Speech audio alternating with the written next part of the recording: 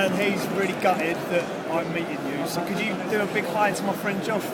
Okay, hi Josh. Thank Joplin, you so I hear, is a complete shithole. So, sorry, I'm not here in London. But, sorry, I couldn't make it. Maybe next time. Looking forward to meeting you. Bye. Thank you. Right, just a few questions then, really.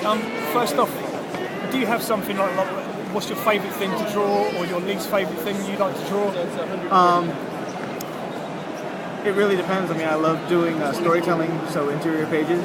So if the story's good, I don't care what character it is. That's what I like to draw.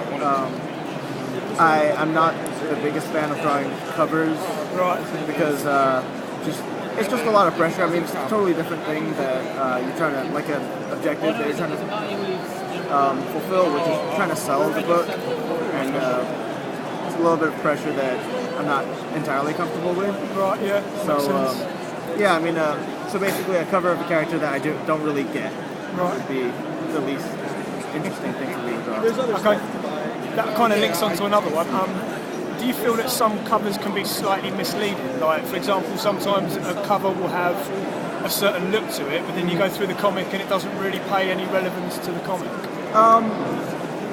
Yeah. Is that done intentionally, or is it? I don't think it's done intentionally at all. I think it is. Well, first of all,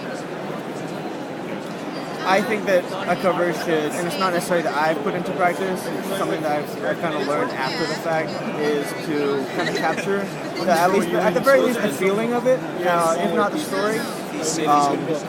But yeah, you know, even as someone who's done covers for interior books that I haven't done, I'm actually not the biggest fan of that as a consumer, as a fan, because a lot of times you're just kind of disappointed, you know. For example, to me, it like, almost builds up a hype. And you right, sort of look at something, right. you think, oh, is it going to do this? And you get to the end. It's not even necessarily that. I mean, because like Adi Grana, for example, is a friend of mine. I love his work. I've got a few pieces of his like hanging on my wall. You know, I'm not necessarily gonna say yeah he kicks my butt or anything like that, or you're gonna see the cover and then you're gonna be like shit, it's my choi on the inside. Sorry, excuse me, I didn't. No, you carry on. Sorry. But like I'm sure some people did feel like that. But I personally think that perhaps me and Addie like have a completely different style maybe, and someone might be like, you know, someone might be, I don't know, like they might look at the cover and go, well, this is nothing like the cover. That could definitely be a disappointment. And as a fan, when that happens to me, it's a disappointment. So yeah, I'm not a big fan of it. But at the same time, I kind of understand why they do that. You know, for example, like I think my favorite cover artist is probably Adam Hughes.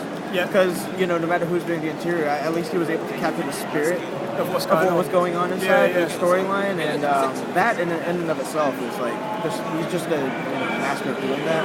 That kind of situation, I'm totally cool. Like, as a fan, I'm totally cool with it, you know? Yeah. So, sometimes it works, but, you know, sometimes it doesn't, and if you don't take into account who's doing the inside when you decide on who's doing the cover, it can kind of be a problem as a fan. Right, thank you.